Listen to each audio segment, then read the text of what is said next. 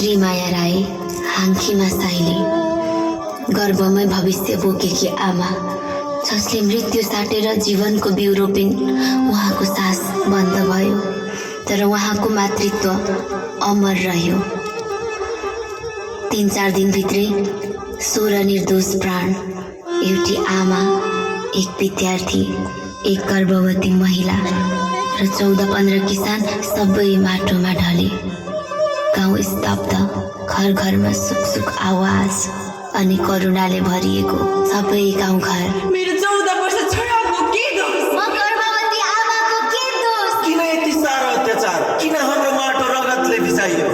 आज दमन भएको 45 वर्ष पूरा भयो। 2046 पञ्चायती शासन ढल्यो, बहुदलीय प्रजातन्त्र आयो। 2063 राजाविहीन गणतन्त्रको घोषणा भयो।